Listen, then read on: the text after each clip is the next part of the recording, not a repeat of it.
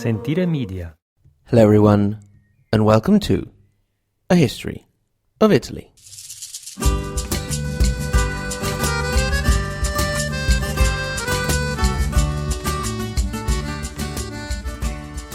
Episode 52, A Wander Round in the Early 12th Century.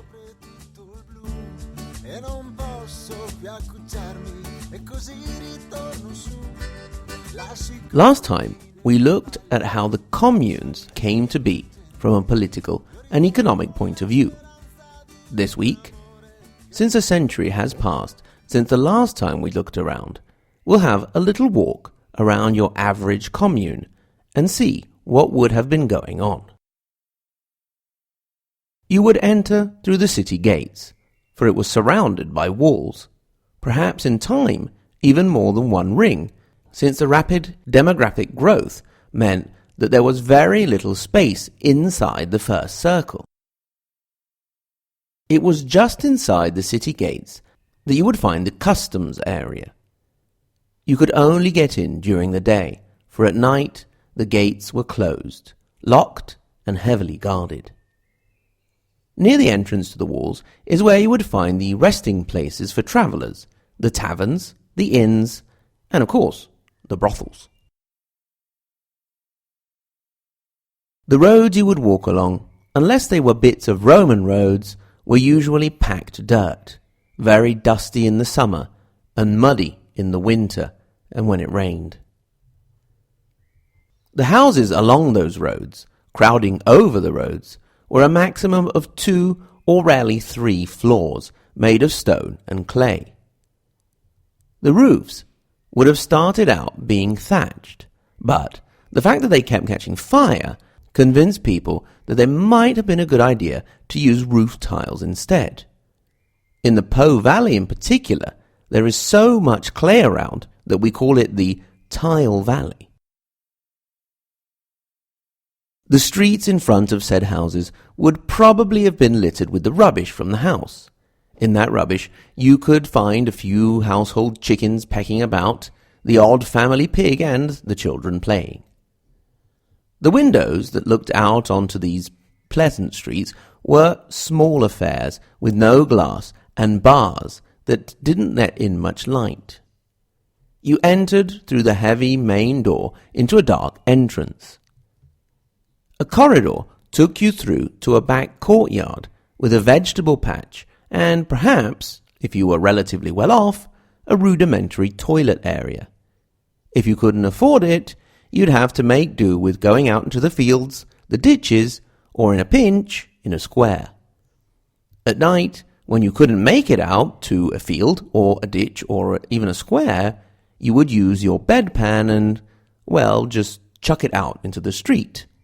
A good reason not to go wandering round at night. The houses would be rather crowded places, especially in the case of an artisan who would actually have a room dedicated to his workshop. In the house, you would find him, his family, his employees and their family, with very little interest in privacy. The rapid growth of cities brought with it a housing problem. The furnishings were very simple: chests, tables, benches, perhaps a few shelves for dishware. The bed would be made of straw, perhaps if you had a bit more cash, wool or even horsehair, and you only got feather mattresses if you were really well off.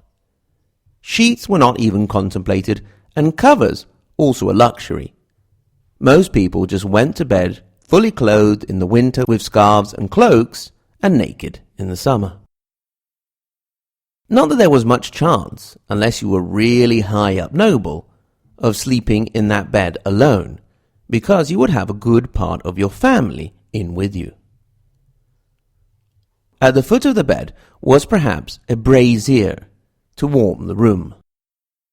Now, it took me a while to figure out the correct pronunciation, because from the way the word was spelled in English, it seems that they were attempting to heat a room with an undergarment used to hold up ladies' breasts.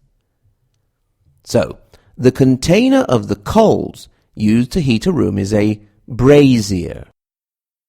And To hold up ladies' breasts, they use a brassiere or a brassiere. This obviously set me off on a tangent looking for a history of the bra, which seems to have already been in use back in ancient Greece. Anyway, I also found a podcast episode from the Braless podcast called A Compressive History of the Bra. You can find the link in the show notes. Anyway, I definitely did not do that research to look at pictures of boobs, promise. Back to our communal house. The dishware was made of wood in most houses, unless you were rich, and then you could have silver, pewter, or even gold. The same could be said for spoons. Forks were not contemplated yet, and people would use their own knives to stab and eat their food and sometimes each other. Indeed, banquets were a good place to sort out issues you were having with people, using a little bit of violence or good old poison.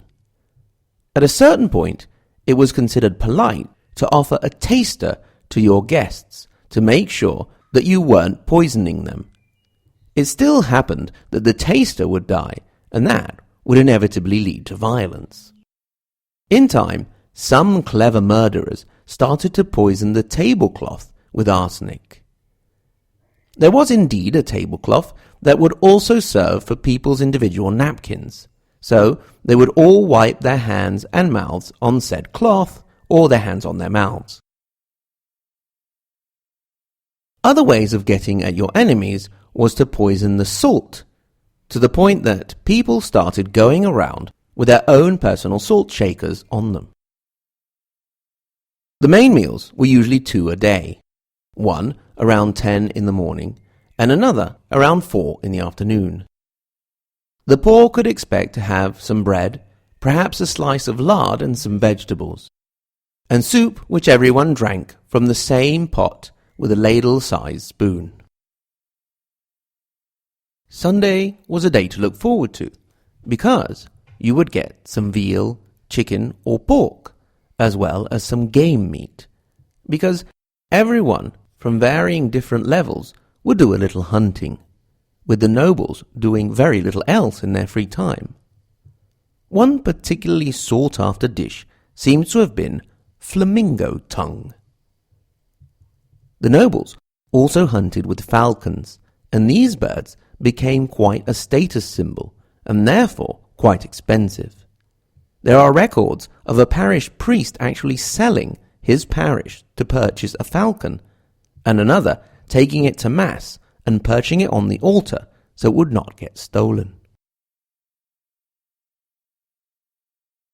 Going back to the dining table, the preferred drink would have been wine, with beer making an appearance in the north, particularly in Lombardy and Veneto. Speaking of banquets and celebrations, we could start by looking at births, a moment for banqueting and celebration. If the mother survived the birth, she would then be stripped down by the ladies around her and plopped into a bath.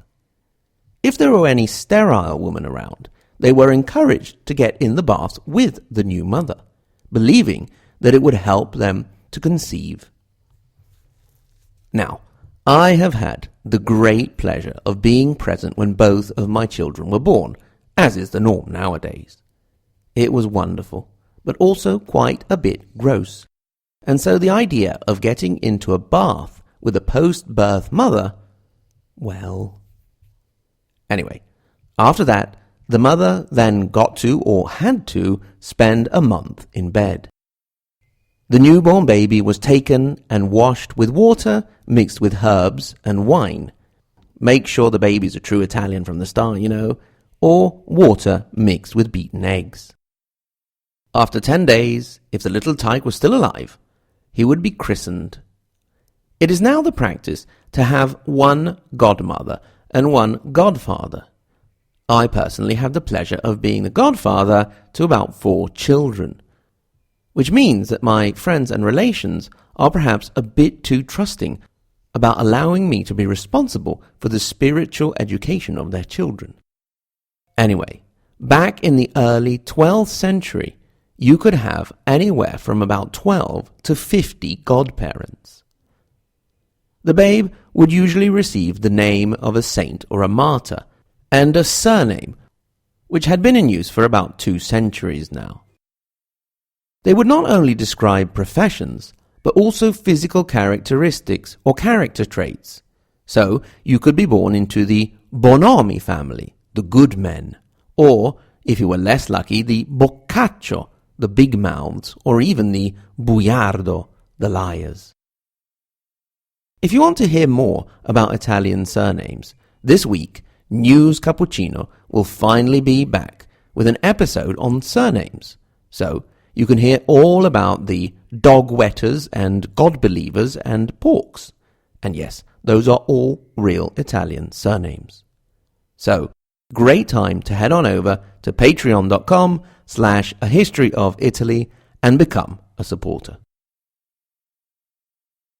Back in the early 12th century, if you made it past childhood and were a girl, at the ripe old age of 12, you could be married. This was actually moved up thanks to the insistence of the church. The super attentive listeners will remember that it was the Lombard king Liutprand, back in the mid-8th century, who put this age limit down in written law. The age for boys was 14. On the day of the wedding, the bride would lead a procession through the town to the church, where the priest and the groom were waiting. After the celebrations, the new couple were taken off to their bedroom, stripped naked, and then a priest would come to bless them to make sure there were no demons involved. Then, finally, they were left alone. Nothing was supposed to happen for 3 nights. It goes without saying that stuff did happen, despite the threat of excommunication. These first 3 nights were known as those of St. Tobias. Speaking of clothes, or lack thereof, men would wear a pair of trousers that went down to the knees, made of heavy fabric or leather. So, no, leather trousers weren't made famous by Jim Morrison. And a heavy woolen shirt tied with a belt that held their keys and a bag with work tools. The look was rounded off by a pair of long socks up to the thighs and a pair of leather shoes with the points curling up so they would not trip over them. Of course, they also had a cloak and a hat. Buttons hadn't been invented yet, so it was all a case of laces and belts and so on. The rich also sported lace, jewels, and precious furs. Gloves were a real sign of distinction. Hair was often worn long, and beards were quite common until the Crusades, when they started to go out of fashion. Women wore long cloth tunics with long flappy sleeves or linen mantles. Underpants were not a thing until the Renaissance, and even then it didn't catch on with everyone, so your bits would be free to breathe. With regard to hair, the Romans had a thing for redheads. The Middle Ages was when being blonde became cool. After all, the nobles were of Lombard and therefore northern origin. There is even a report of a noblewoman keeping a group of young blonde pages so that she could then have their hair cut and use it for herself. As far as accessories go, handkerchiefs were still centuries away. On the contrary, going around with a piece of snotty cloth was considered rather uncouth. No, for nasal cleanliness, one would use the tools that nature had given them, their hands, and specifically, their fingers. On a less disgusting note, makeup already existed, with face cream being made of lead powder mixed with vinegar and honey. A poisonous mix that would end up ruining the face if you lived long enough. The eyes were made up with a piece of charcoal. If you wanted clean teeth while you were rotting your face off with lead poisoning, you used an interesting mix of powdered stone and, wait for it, the urine of young children. I've actually checked that, and it seems to be really true. I'm not sure about the cure for baldness, which was a mix of pepper, saffron, and mouse poo sloshed in with a little vinegar, which seems to have been used in many concoctions. One thing you didn't really want to be in this period was anemic, a lack of iron in the blood. There were no iron pills or soybeans. Oh no. You would be administered the biological liquid that came from decomposing human bodies. Nice. Speaking of health, up until 1135, if you wanted a doctor, you probably went to a member of the clergy. But after the Lateran Council, which prohibited clergymen from being doctors in that year, you would then go to a non-religious doctor. This encouraged more people to enter into the profession, and soon the medical school of Salerno started to flourish. Thanks also to the early adoption of advanced Muslim medicine. After the year 1000, hospitals started to appear, with one of the most renowned being in Pisa.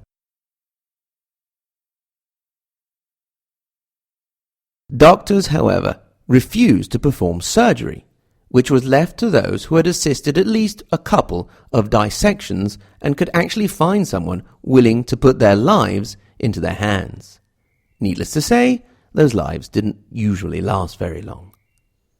The surgeon's tools were a saw, a bowl, some knives, and a hammer for anesthesia in times of extreme need. It was often this form of anesthesia which actually ended up killing the patient. Despite all of the nasty things they put themselves and each other through, people survived this period and continued to make history. Regarding that history, we have an appointment with a new Holy Roman Emperor. We have to see what was going on in the Papal States, and we've left those Normans to their own devices for way too long. I mean, who knows what they've got up to? They might even have gone so far as to set up a kingdom. Say what? Thanks very much to everyone for listening. Thanks in particular to my Patreon supporters, the Anita and Giuseppe Garibaldi level, Ed, Jeff, Joshua and Sean. The Matilda of Canossa and Giuseppe Mazzini level, Benjamin, Maddie, Roberta, Scott and YR. The Margherita Hack and Galileo Galilei, Ben, Silane, Chris, Dean, Ignazio, Jay, Caitlin, Kevin, Shelby, Stephen and Vincent, and the tippy-top level Maria Montessori and Dante Alighieri, Sen and Paolo. Thank you to all. Thanks everyone who's donated on PayPal and everyone who has listened and left feedback. Remember, you can get in touch, hello@ahistoryofitaly.com, at the same URL, ahistoryofitaly.com. You can click through to our social media and look at maps, timelines, and other sources to help navigate our country's complicated history. Until next time, arrivederci.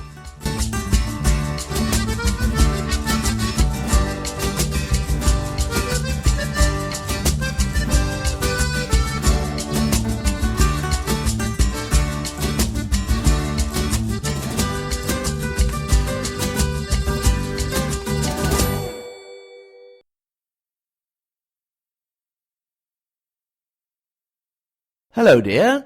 You look a bit pale. Here, have some of this. Oh my God, what is that? It's just a cup of Uncle Aribert. I was only trying to help. Lucia, come and clean your teeth. What's this? Something horrible? No, just some teeth cleaning paste I made with some powder. Okay, here I go.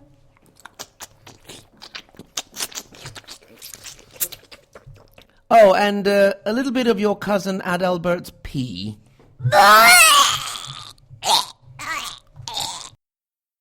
Dear, dear, I hope all this vomiting isn't going to ruin your appetites. We have a special treat today. I'm afraid to ask. Flamingo tongue. Let me die. Sentire Media. Hey, podcast producers and show hosts. Do you want to join a podcast network that celebrates all things Italian? At Sentire Media, we understand the allure of Italy and its unique culture. Our devoted team of hosts and producers are all driven by their shared passion for Italy.